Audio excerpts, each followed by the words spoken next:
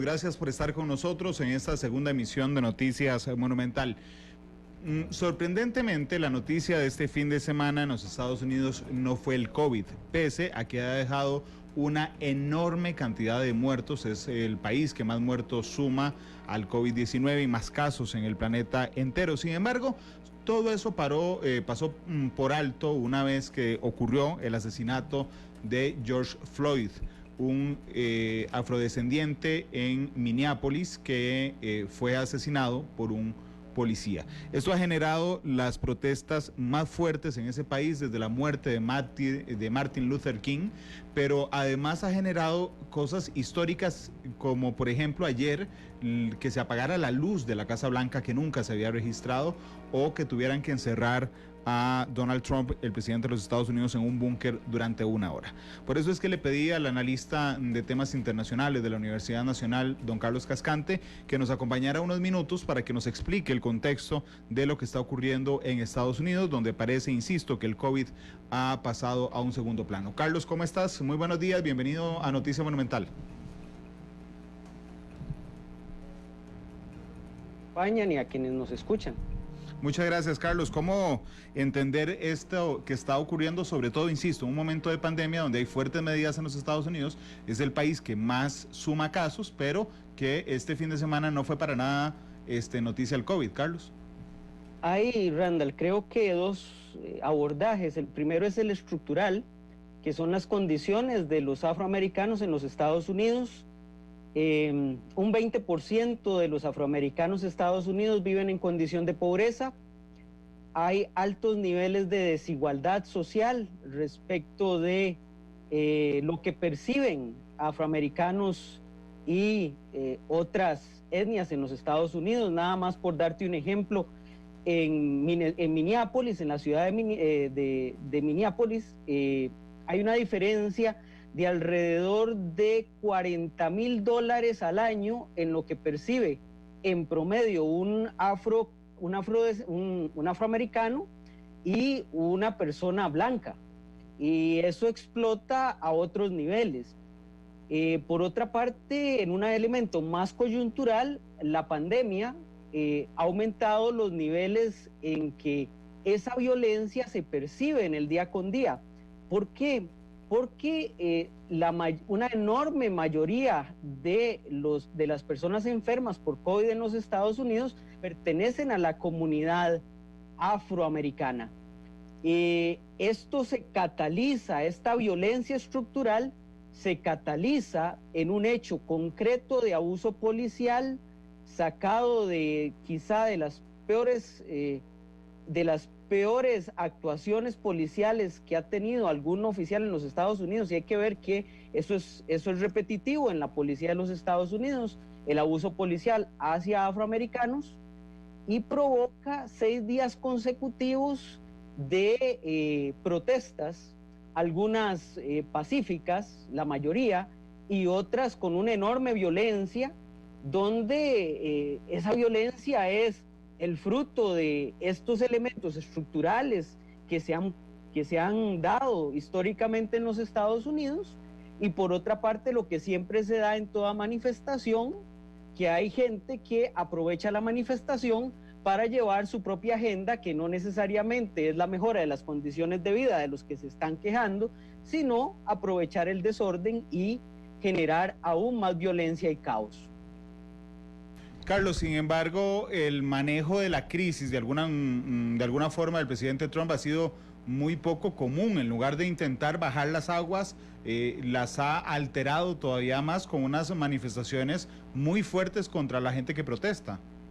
Y no solo eso, Randall, recuerde usted que hace un par de semanas hubo unos levantamientos, unas protestas en contra de los cierres en los Estados Unidos. Incluso recuerde usted que en Michigan se produce la toma del Capitolio del Estado, y el presidente Trump no solo no se manifiesta en contra de esos levantamientos, sino que los apoya. En este momento que el levantamiento es por un acto de violencia policial por el asesinato de una persona, porque hay que dejarlo claro, esto es un asesinato. El presidente incluso trata a muchos de los que se levantan como salvajes, mientras que a los otros los trató como buenas personas. Entonces él sigue con su discurso bastante polarizador, y que incluso hoy en la mañana prácticamente le dice a los gobernadores, a quienes no sean capaces de poner orden y enviar a la cárcel a los manifestantes, los trata prácticamente de estúpidos, de forma tal que el discurso del presidente, que básicamente se ha dado a partir de Twitter y algunas manifestaciones, lo que hace es crispar más el ambiente en los Estados Unidos, y creo yo que eso no lo hace por error, sino que tiene toda una línea política. Trump requiere polarizar el país, porque cuando él polariza, él fortalece su base electoral, y esto hay que entenderlo, no es el error de una persona ignorante, es la estrategia política de un tipo que solo le interesa ganar la elección en noviembre.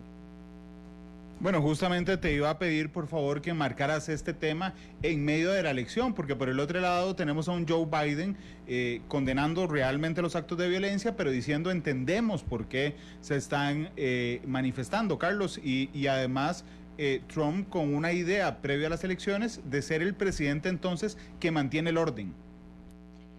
Para su base electoral, Biden está intentando capitalizar algo que no pudo capitalizar Hillary Clinton, que fue el voto afroamericano. Para que Joe Biden pueda ganar, tiene que capitalizar ese voto. El enorme problema es que en la medida que la protesta se haga violenta, a Biden no le va a quedar más también que quejarse de la protesta violenta. Y eso, para los grupos que están molestos, para una comunidad que está molesta, puede serle contraproducente. Mientras que el discurso de Trump sí es más fácil llegarle a su base electoral, que no son los afroamericanos. Entonces, en línea de elección, creo que Biden tiene más difícil construir un discurso para esa base electoral importante que tienen los demócratas, no tanto así el presidente Trump. Ok, por decirlo en palabras sencillas, Carlos, y poco diplomáticas, realmente a Trump no le importa quedarle mal a los ciudadanos negros de los Estados Unidos, le importa quedarle bien a su base. Para nada, esa no es su base. Su base fue la que se levantó hace unas semanas y con armas en mano, en un acto vandálico que no fue calificado como vandálico, tomó algunos edificios públicos en algunas ciudades importantes de los Estados Unidos. Por otro lado, Randall, es importante señalar que evidentemente en Estados Unidos los medios de comunicación están dando tomas precisamente donde se está produciendo mucha violencia, pero también ha habido algunas protestas pacíficas que no tienen tanta difusión, precisamente porque no han llegado a niveles de violencia. El New York Times publica hoy un mapa donde registra donde se han dado protestas, y prácticamente es en todas las ciudades importantes de los Estados Unidos. Lo que pasa es que en ciertas ciudades, especialmente aquellas gobernadas por gobernadores republicanos, los mecanismos de represión, incluso contra la protesta pacífica, han sido con antimotines, gas pimienta, etcétera, etcétera, etcétera. Incluso se habla de muchos detenidos, por ejemplo, en las protestas en Louisville, Alabama, y que es, digamos, un centro de las comunidades afroamericanas muy fuerte históricamente en los Estados Unidos, pero también en un estado muy segregacionista en los Estados Unidos. Carlos, te preguntan en WhatsApp el usuario o la usuaria del 7748 si lo de la Casa Blanca de ayer es porque realmente hay un peligro para quienes están dentro o es una forma de sobredimensionar el problema por parte del gobierno. Es muy difícil saber a ciencia cierta esto. Lo que puedo señalar es que fue por una hora, es decir, fue un periodo muy corto. Si realmente hubiera existido un peligro, no meten a Donald Trump en un búnker, hay mecanismos para sacarlo de la Casa Blanca. Entonces, el que se apaguen las luces de la Casa Blanca, el que se haga este teatro y se saque a la luz pública, que es, digamos, otro elemento bastante sospechoso, me hace pensar que esto refuerza un poco el discurso del presidente Trump, que se ha securitizado y le permite decirle a los gobernadores, bueno, pongan mano fuerte, paren las protestas. Carlos, te pregunta Adrián, déjame un segundo, Adrián González a través de Facebook, sobre las manifestaciones de la misma población hace 4 años, 3 meses antes de la elección. Dice Adrián, don Carlos, ¿tendrán alguna relación que hayan movimientos así antes de las elecciones? Vamos a ver, los movimientos de la comunidad afroamericana son movimientos históricos. Es decir, ahora los estamos viendo en el presente, pero tendemos a olvidar que esta es una lucha que viene desde el siglo XIX, que se consolida a la mitad del siglo XX, que empieza a tener buenos resultados en los 60, pero levantamientos de este tipo se han dado siempre, por diversas razones. En los últimos años, violencia policial. Yo no sé cuánto este levantamiento pueda servir electoralmente, por ejemplo, el Partido Demócrata, que es, digamos, el que capitaliza más el voto afroamericano, en razón de que pone en un zapato al candidato del Partido Demócrata, que tiene que condenar los actos de violencia, porque no se va a apoyar, por ejemplo, las pedradas contra CNN, no se puede apoyar que haya conatos de incendios cercanos a la Casa Blanca en Washington, pero al mismo tiempo tiene que darle una voz de respaldo y señalar que esto se origina a partir de un abuso policial que termina en una muerte. Es muy difícil para el candidato demócrata generar un buen discurso. Creo que va más allá de la elección. Esto hay que verlo estructuralmente en razón de los enormes problemas que tiene la comunidad afroamericana en los Estados Unidos y que con el COVID se han hecho más evidentes, porque es la población que tiene menor acceso, junto con la población latinoamericana, a los servicios de salud en los Estados Unidos. Carlos, la pregunta del millón, ¿esto es una crisis para Donald Trump? Randall, más bien yo diría que no es una crisis en el gobierno de Donald Trump. Digo, Donald Trump necesita la crisis. Donald Trump no puede vivir en un mundo o en una situación de paz. ¿Por qué? Porque él necesita decir que él es acosado por sus enemigos. Entonces Donald Trump vivirá en crisis todo su periodo electoral. No hay momento en que no vivirá crisis. Es más, si no hay crisis, Donald Trump la genera. Hay que entender eso con claridad para comprender a este presidente de los Estados Unidos. Claro, porque el relato que tiene que montar siempre tiene que haber una antítesis de su propia visión de mundo. Correcto, ahora están montando la historia conspirativa de que la violencia es generada por una organización con fines marxistas-leninistas que quiere utilizar esta situación para revertir el sistema político en los Estados Unidos. No digo que no haya esas organizaciones en los Estados Unidos, históricamente las ha habido, pero nunca han tenido éxito. Entonces es muy difícil creer esa lógica conspirativa, pero si se lee la prensa de derecha, Breitbart, que es, digamos, la voz de la derecha más pesada en los Estados Unidos, esa es la línea.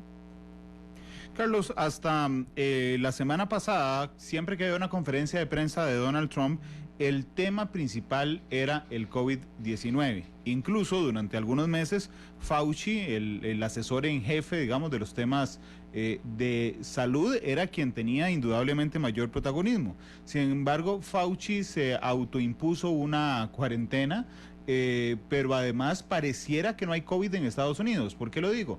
Porque, bueno, a la gente no le importa mucho, claramente en medio de las protestas, pero a la Casa Blanca tampoco, Carlos. A la Casa Blanca más bien le sirve que no haya ambiente de COVID, porque lo que están intentando es demostrar que más bien ya la pandemia se fue y los 100.000 muertos o más de 100.000 muertos incluso no les han rendido un homenaje como tradicionalmente en la cultura política de los Estados Unidos se hace. Entonces a la Casa Blanca le sirve pasar página de esto. Ahora, Randall, en las últimas encuestas en los Estados Unidos, a la gente se le preguntaba qué era más importante, si la situación de pandemia o la economía, y un buen porcentaje, por un buen porcentaje, la economía superaba a la pandemia. Es decir, ya también en los Estados Unidos el mantener un discurso lejano a la pandemia se vuelve algo más de la sociedad. Y ante esta situación de verdadera violación de derechos humanos, de derechos civiles en los Estados Unidos, la pandemia también pasó a un segundo lugar para la comunidad afroamericana. Queda claro, y lo he tenido mucho más claro por los espacios que hemos compartido en Matices, Carlos, pero realmente a Donald Trump le importa poco lo que piensa el mundo. Sus esfuerzos están hacia la política doméstica, pero particularmente hacia la política electoral doméstica. Donald Trump no dejó la campaña electoral después de que ganó las elecciones de noviembre del 2016. Él ha continuado su campaña electoral y en la estrategia de campaña electoral de Trump la lógica es mantener su base sólida, una base configurada por personas de más de 45 años pertenecientes a la etnia que ellos consideran blanca, esto siempre son percepciones, pero que se autopercibe blanca sin estudios universitarios, que es la mayor base electoral en los Estados Unidos. Entonces esa va a ser su lógica, Randall, y él no va a cambiar. Habría que ver si gana la elección de noviembre próximo, si cambia esa lógica, pero durante estos 4 años él ha vivido en campaña electoral y en una crisis que le permita sostener la campaña electoral durante esos 4 años. Carlos, finalmente hay muchos países que están haciendo eco, o muchos habitantes de diversos países que están haciendo eco de las manifestaciones. Ni siquiera Costa Rica se escapa. Hoy se hizo una propuesta para hacer una manifestación virtual. Sin embargo, es un tema, el tema de los afrodescendientes, que es consustancial prácticamente en todos los países. ¿Podría la frustración que todos tenemos claramente por el COVID-19 traducirse en manifestaciones más fuertes en otras partes del mundo también, como se contagió en los estados de los Estados Unidos? No lo dudo, Randall. Estamos sometidos a una situación muy compleja.